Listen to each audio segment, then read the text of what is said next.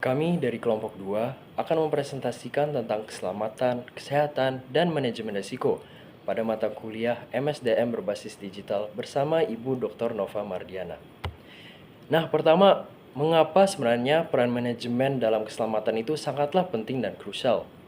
Pertama, praktek keselamatan yang buruk itu akan menaikkan upah karena upah itu sendiri cenderung lebih tinggi pada pekerjaan dengan kondisi kerja yang jauh lebih beresiko.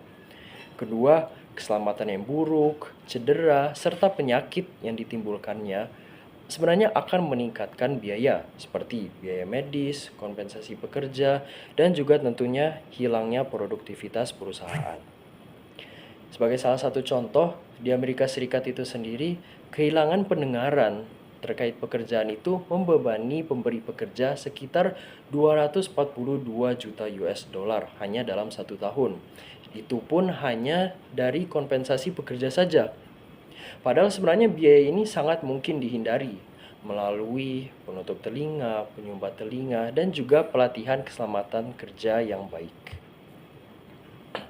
Maka dari itu, salah satu cara termudah untuk memangkas biaya dan juga meningkatkan laba adalah dengan membelanjakan uang untuk meningkatkan keselamatan kerja, agar kita dapat terhindar dari biaya-biaya yang tidak diinginkan nantinya dan juga agar produktivitas perusahaan tetap berjalan dengan baik.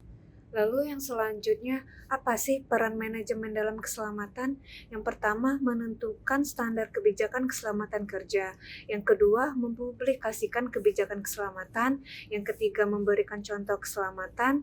Yang keempat, memberikan prioritas tinggi pada masalah keselamatan. Lalu yang kelima, mengawasi pelaksanaan kebijakan keselamatan. Contohnya, seperti pada perusahaan Louisiana Pacific, memulai semua rapat dengan pesan keselamatan singkat. Lalu, Georgia Pacific mengurangi biaya kompensasi pekerjanya dengan mengharuskan manajer mengurangi separuh kecelakaan atau kehilangan 30% bonus mereka. Lalu contoh yang ketiga yaitu PT ABB mengharuskan para eksekutifnya untuk melakukan tur observasi keselamatan di fasilitas, lokasi, dan proyek perusahaan setidaknya setiap 3 bulan. Fakta dasar tentang hukum keselamatan dan Occupational Safety and Health Administration atau yang biasa disingkat dengan OSHA. Yang pertama, Undang-Undang Keselamatan dan Kesehatan Kerja tahun 1970. Undang-undang ini disahkan oleh Kongres pada tahun 1970 untuk menjamin sejauh mungkin setiap pekerja, pria dan wanita di negara mendapatkan kerja yang aman dan sehat serta untuk melestarikan sumber daya manusia. Yang kedua, Administrasi Keselamatan dan Kesehatan Kerja atau OSHA, yaitu badan yang dibentuk dalam Departemen Tenaga Kerja akan menetapkan standar keselamatan dan kesehatan untuk hampir semua pekerja di Amerika Serikat. Dan selanjutnya ada Undang-Undang Nomor 13 Tahun 2023 yaitu tentang ketenaga kerjaan, dan ada Peraturan Pemerintah Nomor 50 Tahun 2012 tentang penerapan sistem manajemen keselamatan dan kesehatan kerja atau yang biasa disingkat dengan SMK 3. Lalu selanjutnya adalah Administrasi Keselamatan dan Kesehatan Kerja atau OSHA. Apa sih tujuan dari OSHA itu? Tujuan dari OSHA adalah untuk melaksanakan Undang-Undang Keselamatan dan Kesehatan Kerja dan untuk menetapkan serta menegakkan standar keselamatan dan kesehatan yang berlaku bagi hampir semua pekerja. Lalu apa aja sih program kerja dari OSHA itu? Program kerja dari OSHA adalah program perlindungan sukarela atau VPP, yaitu membebaskan dari ekspensi rutin bagi perusahaan yang memiliki kebijakan dan program yang disetujui OSHA dan tingkat cedera dan penyakit di bawah rata-rata. Lalu selanjutnya apa aja sih yang harus dilaporkan perusahaan ke OSHA? Yang pertama adalah penyakit akibat kerja. Penyakit akibat kerja yaitu setiap kondisi atau gangguan abnormal yang disebabkan oleh faktor lingkungan yang terkait dengan pekerjaan. Lalu yang kedua adalah cedera akibat virus. Misalnya membutuhkan perawatan medis, kehilangan kesadaran, pembatasan pekerjaan, pembatasan gerak, atau pemindahan ke pekerjaan lainnya. Lalu yang ketiga mengakibatkan kematian. Jika terjadi kecelakaan di tempat kerja besar ataupun kecil, perusahaan wajib melaporkan kecelakaan tersebut ke kantor OSHA terdekat. Selanjutnya ini ada standar OSHA. Yang pertama ada inspeksi. Jadi OSHA menegakkan standarnya melalui inspeksi dan jika perlu yaitu surat panggilan. Prioritas inspeksi OSA sendiri ini meliputi dari yang tertinggi hingga yang terendah, bahaya yang mengancam, cedera dan penyakit parah, keluhan pekerja, rujukan bahaya dari lembaga lain, inspeksi industri yang berisiko tinggi, dan inspeksi tindak lanjut. Yang kedua ada hukuman OSA. Hukuman OSA yaitu OSA menghitung denda berdasarkan beratnya pelanggaran, biasanya dengan mempertimbangkan hal-hal seperti ukuran bisnis, riwayat kepatuhan perusahaan, dan itikat baik pemberi kerja. Pemberi kerja yang mengajukan pemberitahuan keberatan dalam mengajukan bisa dapat mengajukan banding selama bertahun-tahun. Jadi nanti OSA mempublikasikan hasil pemeriksaannya ini biasanya secara daring. Seperti itu. Selanjutnya ini ada hak dan tanggung jawab pengusaha dan pekerja. Jadi pengusaha dan pekerja ini sama-sama memiliki hak dan tanggung jawabnya. Untuk tanggung jawab dari pengusaha itu sendiri adalah menyediakan tempat kerja yang bebas dari bahaya yang dikenali. Selanjutnya ada memenuhi standar minimal pemerintah, dan yang terakhir adalah melakukan monitoring rutin. Kalau untuk hak dan kewajiban dari pengusaha itu sendiri yaitu menegakkan peraturan pekerja untuk mematuhi segala instruksi dan keselamatan dan kesehatan kerja yang ada.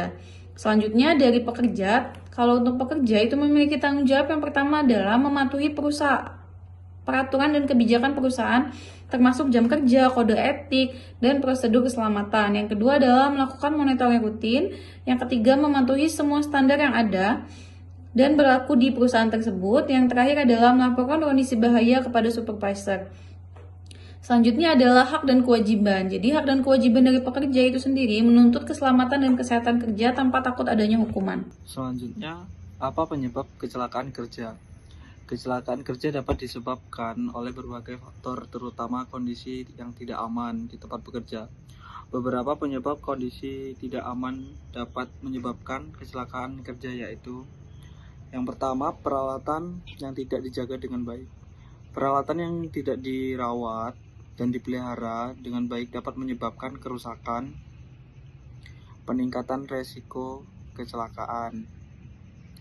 Yang kedua, peralatan yang rusak. Penggunaan peralatan yang rusak atau tidak berfungsi dengan baik dapat membahayakan pekerjaan dan menyebabkan kecelakaan. Yang ketiga, prosedur berbahaya di sekitar mesin atau peralatan. Prosedur kerja yang tidak aman atau tidak sesuai standar di sekitar mesin dan peralatan dapat meningkatkan risiko kecelakaan. Yang keempat, penyimpanan yang tidak aman. Penyimpanan barang atau peralatan yang tidak tertata dengan baik seperti kemacetan, kelebihan muatan dapat menyebabkan bahaya tersandung atau tertimpa. Yang kelima, pencahayaan yang tidak tepat. Pencahayaan yang tidak memadai seperti silau atau kurangnya cahaya dapat mengurangi visibilitas dan meningkatkan risiko kecelakaan. Yang keenam, tumpahan di lantai. Tumpahan cairan atau bahan di lantai dapat menyebabkan pekerja tergelincir atau terjatuh. Selanjutnya yang ketujuh, adanya bahaya tersandung. Adanya rintangan atau halangan di lorong dapat menyebabkan pekerja tersandung dan jatuh. Yang ke-8, bekerja di ketinggian. Pekerjaan yang dilakukan di ketinggian seperti tangga atau perancah memiliki risiko jatuh yang tinggi. Yang ke-9, bahaya listrik. Kabel listrik yang rusak atau tidak terlindungi dapat menyebabkan sengatan listrik dan kebakaran. Untuk solusi untuk mengurangi kecelakaan kerja yaitu dengan mengidentifikasi dan menghilangkan kondisi tidak aman di tempat bekerja.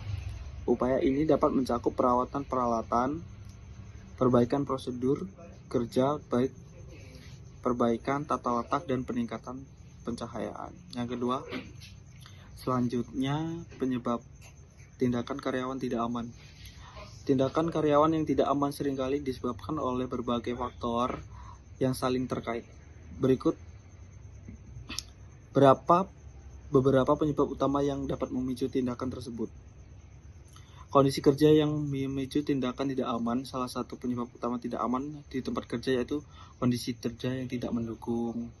Misalnya pada pekerjaan di anjungan minyak, mereka sering menghadapi tekanan yang tinggi dan tingkat stres yang meningkatkan akibat tuntutan pekerja yang berat dan lingkungan kerja yang berbahaya.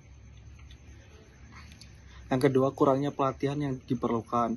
Tanpa pelatihan yang tepat, karyawan mungkin tidak memahami cara menggunakan peralatan dengan aman atau prosedur kerja yang benar. Pelatihan yang tidak memadai juga dapat menyebabkan ketidakpahaman tentang resiko yang ada di lingkungan kerja. Karyawan tidak mempelajari prosedur yang aman. Juga menjadi salah satu penyebab tindakan tidak aman. Meskipun prosedur keselamatan telah ditetapkan, tidak semua karyawan mungkin mengingat atau memahami pentingnya untuk mengikuti langkah-langkah tersebut. Baiklah, saya akan melanjutkan presentasinya, yaitu cara mencegah kecelakaan. Yang pertama, analisa bahaya pekerjaan. Kita harus menganalisa bahaya pekerjaan di tempat kita yang akan kita lakukan. Dengan cara pertama, kita bisa bertanya kepada supervisor atau atasan yang ada di tempat, atau bisa juga bertanya kepada teman sejawat yang lebih dulu mengetahui cara kerja alat tersebut. Biasanya kita bisa mengajukan pertanyaan, contoh apa yang salah, apa konsekuensinya, bagaimana bisa terjadi, apa faktor pendukung lainnya. Nah, di sini ada daftar list untuk pengecekan. Kita bisa lihat contoh pengecekan kesiapan APD pekerja, bisa juga kita lihat kelengkapan atau kesigapan kita dalam menghadapi bahaya seperti perlengkapan APAR. Dan yang kedua, tinjauan keselamatan operasional. Tinjauan keselamatan operasional dilakukan oleh lembaga untuk memastikan apakah unit di bawah yurisdiksinya mematuhi semua undang-undang, peraturan pemerintah, dan peraturan keselamatan yang berlaku.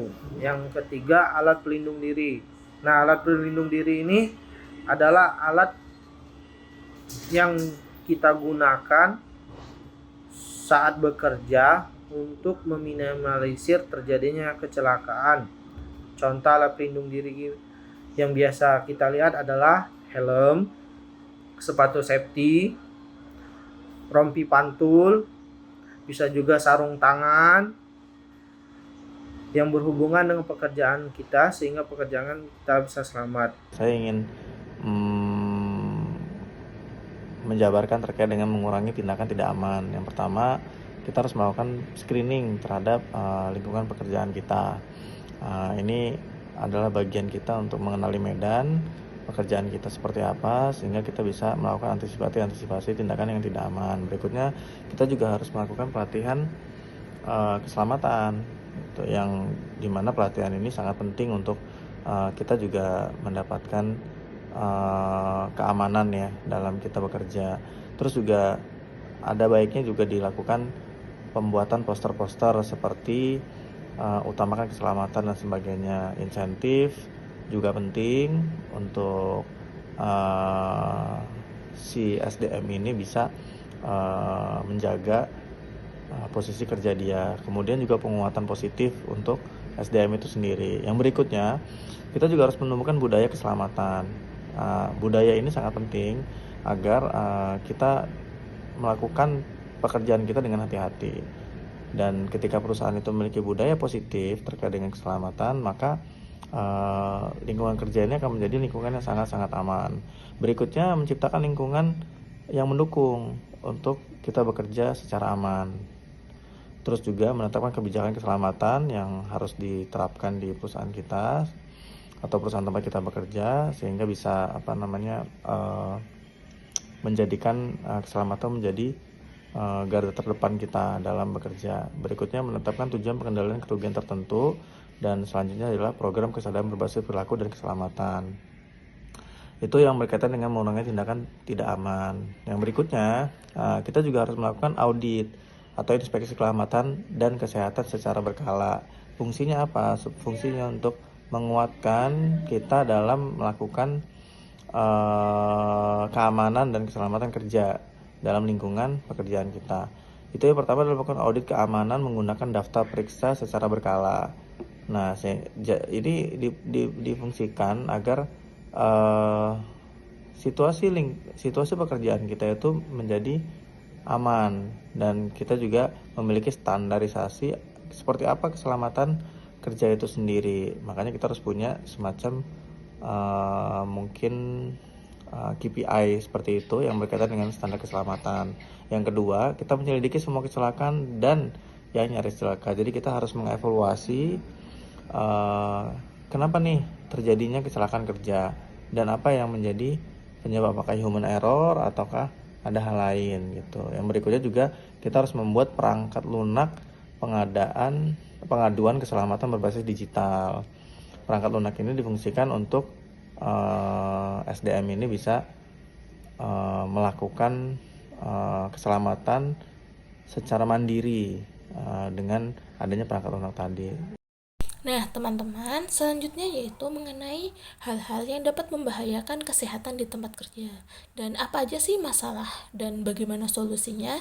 Yang pertama yaitu adanya bahan kimia dan mengenai kebersihan industri. Nah, yang pertama, perusahaan itu harus mempunyai batas aman untuk paparan bahan kimia yang berbahaya di tempat kerja. Yang kedua, perusahaan itu harus mempunyai pekerja khusus yang memang untuk menjaga keamanan pekerja dari bahan kimia. Yang ketiga, untuk mengetahui adanya bahaya atau tidak, maka perusahaan itu harus rutin memeriksa tempat kerjanya dan bisa menanyakan kepada pekerja apakah di lingkungan kerja tersebut ada bahaya atau tidak. Karena bisa dikatakan pekerja itu lebih tahu bagaimana kondisi dan situasi di lingkungan kerjanya. Nah, setelah perusahaan tahu ada bahaya, maka perusahaan itu harus bisa mengukur seberapa besar bahayanya. Dan selanjutnya, untuk mengatasi bahaya tersebut, perusahaan itu bisa memperbaiki sistem ventilasi, semisal hal-hal yang membahayakan sistem pernafasan bagi pekerja. Dan selanjutnya bisa melatih pekerja dan juga bisa memberikan APD sebagai pilihan terakhir bagi pekerja. Hal-hal yang dapat membahayakan kesehatan di lingkungan kerja selanjutnya yaitu penggunaan asbes yang bisa menjadi ancaman serius di tempat kerja. Mengapa demikian? Karena seperti yang kita tahu bahwa masih banyak perusahaan di Indonesia yang menggunakan asbes sebagai atapnya. Padahal jelas-jelas asbes itu sudah dilarang dan sangat berbahaya. Mengapa sangat berbahaya? Karena jika serat asbes itu terhirup oleh kita, maka bisa menyebabkan penyakit paru-paru yaitu berupa asbestosis dan bisa berkembang menjadi kanker paru-paru. Lantas bagaimana perusahaan itu harus mencegah bahaya asbes tersebut? Maka yang pertama, perusahaan itu harus selalu memantau kualitas udara. Yang kedua, perusahaan itu harus menggunakan pengendalian teknik seperti menggunakan ventilasi yang baik dan juga bisa mengisolasi area yang sudah terkontaminasi asbes tersebut. Yang ketiga, pekerja itu harus selalu menggunakan alat pelindung diri. Nah, dari OSHA itu sudah memiliki peraturan yang ketat terkait penanganan asbes di tempat kerja. Nah, tujuannya itu untuk melindungi pekerja dari resiko penyakit yang disebabkan oleh paparan asbes. Masalah penyalahgunaan alkohol dan obat-obatan di tempat kerja. Banyak pekerja, sekitar 15%, pernah menyalahgunakan narkoba atau alkohol di tempat kerja. Hal ini bisa menyebabkan kecelakaan kerja, menurunnya produktivitas, dan kerugian finansial bagi perusahaan. Uji narkoba, banyak perusahaan melakukan tes narkoba untuk calon karyawan dan karyawan yang sudah bekerja. Adapun, perusahaan seringkali menerapkan program untuk mencegah penyalahgunaan narkoba seperti pelatihan, konseling, dan tes narkoba secara berkala. Ada perdebatan mengenai efektivitas tes narkoba itu dan dampaknya terhadap karyawan. Selanjutnya yaitu stres, burnout, dan depresi. Stres kerja adalah masalah umum yang bisa disebabkan oleh beban kerja yang berat, tenggat waktu yang ketat, atau lingkungan kerja yang tidak nyaman. Stres ini bisa berdampak buruk pada kesehatan fisik dan mental, seperti penyakit jantung, depresi, dan penurunan produktivitas. Cara mengatasi stres kerja yaitu secara individu melakukan manajemen waktu, relaksasi, olahraga, dan mencari dukungan sosial. Secara perusahaan melakukan program pelatihan, manajemen stres, lingkungan kerja yang positif, dan fleksibilitas dalam bekerja. Selanjutnya, mengapa penting mengatasi stres kerja? Karena stres kerja bisa berdampak negatif pada kesehatan karyawan dan produktivitas perusahaan dan juga menimbulkan biaya yang besar. Yang kelima, ada gangguan gerak repetitif. Gangguan ini terjadi pada jaringan lunak tubuh seperti otot, saraf, serta jaringan penunjang lainnya pada sistem muskuloskeletal. Gangguan ini pada umumnya disebabkan oleh gerakan berulang yang terus-menerus seperti mengetik atau merakit barang dalam waktu yang lama.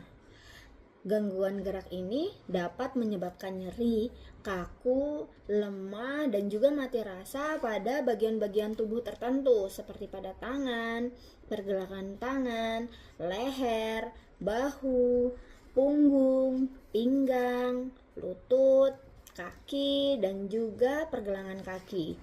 Untuk mencegah gangguan ini, penting untuk sering beristirahat, mengubah posisi tubuh, dan juga melakukan peregangan secara teratur. Perusahaan juga bisa berperan dengan membuat program yang membantu mengatur kecepatan kerja karyawannya. Yang keenam, duduk. Duduk terlalu lama dapat berbahaya. Terlalu banyak duduk bisa menyebabkan masalah kesehatan seperti obesitas, penyakit jantung, dan masalah punggung. Untuk menjaga kesehatan, sebaiknya kita sering berdiri dan bergerak. Beberapa cara yang bisa dilakukan adalah berjalan-jalan singkat setiap jam, menggunakan meja berdiri, atau treadmill lambat. Yang ketujuh, penyakit menular. Perusahaan bisa mencegah penyebaran penyakit menular ini dengan cara yang pertama, memantau perkembangan penyakit, yaitu bisa dengan mengikuti informasi dari lembaga kesehatan seperti CDC atau Pusat Pengendalian dan Pencegahan Penyakit. Yang kedua, vaksinasi. Perusahaan secara aktif mengajak karyawan untuk melakukan vaksin. Yang ketiga, dengan pemeriksaan kesehatan. Perusahaan wajib memeriksa karyawan yang baru saja pulang dari daerah wabah dan melakukan karantina terhadap karyawan tersebut. Yang keempat, menjaga kebersihan. Menjaga kebersihan ini bisa dilakukan dengan mencuci tangan, membuang sampah pada tempatnya, dan juga selalu membersihkan lingkungan kerja. Yang kelima, ada mengatur jadwal kerja. Mengatur jadwal kerja ini dilakukan untuk menghindari kerumunan karyawan, agar jika ada 1 atau 2 orang yang terkena penyakit menular, tidak menular ke karyawan yang lainnya. Yang kedelapan, merokok di tempat kerja. Merokok di tempat kerja dapat meningkatkan biaya perusahaan dan mengurangi produktivitas karyawan. Ada batasan hukum terkait diskriminasi terhadap perokok. Namun umumnya perusahaan memiliki kebebasan untuk membuat kebijakan larangan merokok. Banyak perusahaan telah melarang merokok di dalam ruangan dan bahkan di area umum. Peraturan mengenai merokok elektronik dan marijuana terus berkembang. Trennya saat ini adalah menuju lingkungan kerja yang bebas dengan asap rokok. Dalam penerapan sistem kesehatan dan keselamatan kerja, sebuah perusahaan perlu memperhatikan keamanan dan manajemen risiko dalam bekerja bagi karyawan maupun pekerja yang ada di lingkungan usaha atau perusahaan. Manajemen risiko perusahaan adalah rangkaian proses dalam mengidentifikasi, menganalisa, dan mengelola risiko yang dapat merugikan perusahaan ke depannya.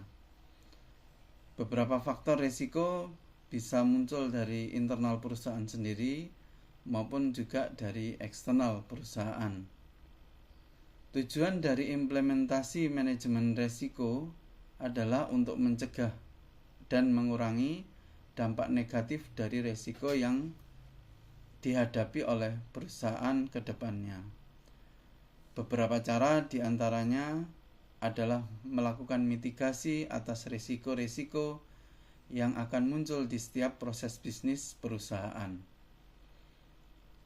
Beberapa cara dari perusahaan yang harus ditempuh untuk menerapkan manajemen risiko dalam bekerja adalah bisa menggunakan sosialisasi, implementasi peraturan SOP maupun instruksi kerja, prosedur keamanan yang ketat, atau melibatkan ahli dalam mengelola manajemen risiko itu sendiri.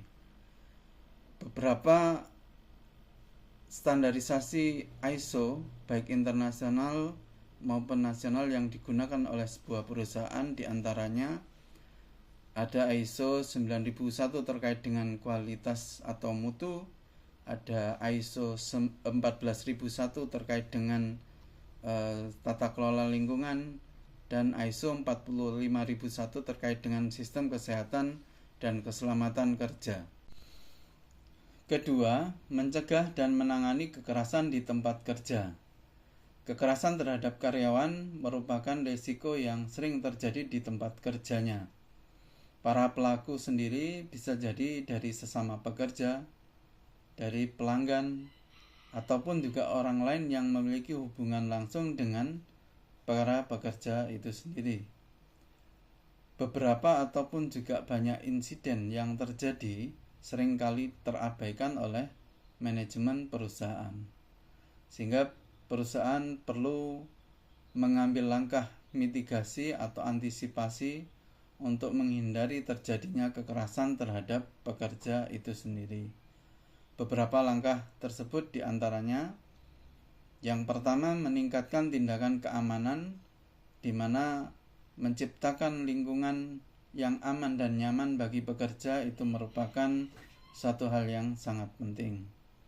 Kedua, perbaikan seleksi karyawan sebagai antisipasi dengan mempelajari latar belakang calon karyawan secara menyeluruh, termasuk riwayat hidup, pendidikan, maupun bahkan ekstrimnya adalah catatan kriminal dari setiap pekerja. Yang ketiga adalah pelatihan dan pengembangan. Yang ketiga adalah pelatihan dan pengembangan terhadap pekerja. Pelatihan kepada karyawan tentang bagaimana cara-cara mengenali potensi kekerasan yang akan dialami pekerja. Cara merespon bagaimana situasi kondisi darurat yang akan dialami pekerja, serta bagaimana membangun hubungan yang positif di antara sesama rekan pekerja. Yang keempat adalah kebijakan. Kebijakan yang tegas mengenai kekerasan di lingkungan kerja, berikut sanksinya, merupakan komitmen yang baik bagi manajemen puncak terhadap perusahaan untuk pekerjanya. Beberapa perusahaan telah mengimplementasikan kebijakan terkait dengan bagaimana menciptakan rasa aman, saling menghormati, kesetaraan, dan menjunjung kesamaan posisinya di antara sesama pekerja. Di antaranya adalah respectful workplace policy, jadi bagaimana perusahaan menciptakan sistem yang saling menghargai, melindungi harkat dan martabat manusia, yang dimana itu merupakan unsur yang tinggi terkait dengan nilai-nilai penghargaan hak asasi manusia. Baiklah, selanjutnya akan saya ambil alih. Yang ketiga yaitu keamanan fasilitas. Keamanan fasilitas ini adalah upaya proaktif untuk melindungi aset perusahaan dan karyawan dari berbagai macam ancaman, baik dari dalam maupun luar perusahaan. Bagaimana sih cara meningkatkan keamanan fasilitas? Yang pertama yaitu melakukan analisis risiko yang menyeluruh. Identifikasi semua potensi ancaman yang mungkin terjadi, baik dari dalam maupun dari luar perusahaan. Kemudian setelah mengidentifikasi ancaman, langkah selanjutnya adalah meningkatkan keamanan fisik. Pasanglah CCTV di area-area strategis, gunakan kunci dengan sistem keamanan yang lebih baik, dan juga pertimbangkan untuk memasang alarm. Lalu, latihlah karyawan untuk menghadapi situasi darurat, ajarkan mereka prosedur evakuasi, cara menggunakan alat pemadam kebakaran, dan juga cara memberikan pertolongan pertama. Nah, jangan ragu untuk bekerja sama dengan pihak luar seperti kepolisian atau perusahaan keamanan untuk meningkatkan keamanan fasilitas Anda. Dan yang terakhir yaitu buatlah prosedur khusus untuk situasi-situasi tertentu seperti kebakaran, gempa bumi, dan juga ancaman bom. Pastikan semua karyawan memahami dan dapat mengikuti prosedur tersebut. Selanjutnya yang keempat yaitu terorisme. Ancaman terorisme ini merupakan salah satu ancaman serius yang harus diwaspadai oleh setiap perusahaan. Nah, untuk menghadapi ancaman ini, perusahaan itu perlu melakukan beberapa langkah antisipasi antara lain. Yang pertama yaitu lakukan pemeriksaan identitas yang ketat terhadap semua pengunjung. Periksa juga email secara berkala untuk mendeteksi adanya ancaman. Kemudian, yang kedua yaitu siapkan organisasi darurat yang siap beroperasi kapan saja. Nah, organisasi ini akan bertanggung jawab dalam menangani situasi darurat akibat serangan teroris. Yang ketiga yaitu tetapkan kriteria dan prosedur penutupan perusahaan jika terjadi ancaman serius. Kemudian, bentuklah tim manajemen krisis yang terdiri dari berbagai pihak terkait. Tim ini akan bertanggung jawab dalam mengambil keputusan dan juga koordinasi selama masa-masa krisis. Lalu, rancanglah rencana evakuasi yang jelas dan mudah dipahami oleh karyawan. Tentukan jalur evakuasi, titik kumpul, dan juga petugas yang bertanggung jawab. Dan yang terakhir, tunjuklah petugas komunikasi yang bertugas untuk menyampaikan informasi kepada staf, karyawan, dan juga keluarganya. Gunakan media komunikasi yang efektif seperti melalui WhatsApp ataupun email. Baiklah, selanjutnya yang kelima yaitu keamanan cyber. Dimana sekarang ini kita tuh hidup di era digital. Nah, segala sesuatu itu kan kini terhubung dengan internet. Namun di balik kemudahan ini tuh ada ancaman yang mengintai, yaitu keamanan cyber. Nah, serangan cyber ini bisa terjadi kapan saja dan juga di mana saja. Nah, untuk melindungi perusahaan kita dari ancaman ini, kita perlu melakukan beberapa hal penting.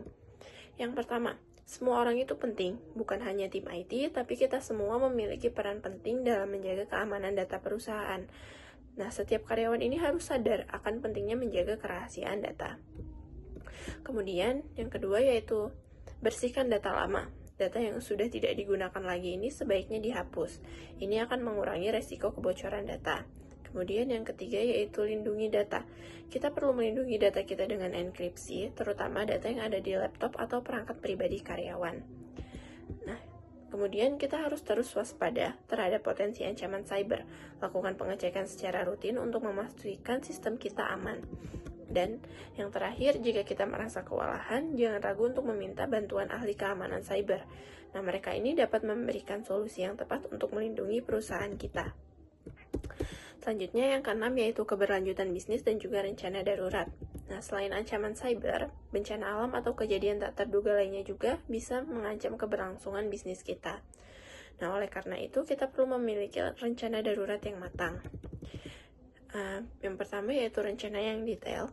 Kita harus memiliki rencana yang jelas dan detail tentang apa yang harus dilakukan apabila terjadi bencana. Kemudian libatkan semua karyawan. Nah, setiap karyawan ini harus tahu peran mereka dalam menghadapi situasi darurat. Kemudian melakukan latihan rutin. Lakukan simulasi bencana secara rutin untuk memastikan bahwa semua orang siap. Kemudian yang keempat yaitu identifikasi hal penting. Tentukan aset dan proses bisnis yang paling penting dan harus diprioritaskan. Kemudian yang kelima yaitu komunikasi yang baik. Nah, pastikan semua orang dapat berkomunikasi dengan baik selama terjadi bencana. Lalu yang terakhir yaitu pusat komando. Nah, kita perlu menempatkan tempat sebagai pusat komando untuk koordinasi selama terjadi bencana. Tren yang membentuk SDM itu terdiri media digital dan sosial. Berdasarkan buku Gary Dessler, media sosial seperti Twitter adalah pilihan yang tepat untuk mengomunikasikan informasi darurat dengan cepat kepada orang yang tersebar. Contoh, ketika tornado menghantam Bridgeport, Connecticut beberapa tahun lalu, administrator kota menggunakan Twitter untuk memberitahu warga tentang hal-hal seperti pemadaman listrik dan jalan yang diblokir. Yang kedua, Palang Merah Kanada menggunakan media sosial untuk mempublikasikan informasi kesiapsiagaan dan menanggapi pertanyaan dari masyarakat yang terkena dampak. Ketiga, manajer darurat. Perusahaan utilitas dan masyarakat menggunakan media sosial untuk berbagai informasi terkini tentang hal-hal seperti lokasi tempat berlindung ketika badai Sandy melanda timur laut. Kesimpulan, pertama, kecelakaan kerja disebabkan oleh beberapa faktor, termasuk kondisi kerja yang tidak aman dan tindakan karyawan yang tidak aman. Kedua, peran manajemen sangat penting dalam mencegah kecelakaan. Manajemen harus memastikan kondisi kerja yang aman dan memberikan pelatihan kepada karyawan. OSHA (Occupational Safety and Health Administration) adalah lembaga pemerintah di Amerika Serikat yang mengatur keselamatan dan kesehatan kerja. 4. Cara mencegah kecelakaan: mengurangi kondisi tidak aman, misalnya memperbaiki peralatan yang rusak, membersihkan area kerja, dan lain-lain. 5. Mengurangi tindakan tidak aman melalui pelatihan, motivasi, dan pengawasan kepada karyawan. 5. Kesehatan kerja: selain kecelakaan fisik, kesehatan mental karyawan juga penting diperhatikan. Salah satu contoh, stres, kelelahan, dan depresi bisa mempengaruhi produktivitas dan keselamatan kerja.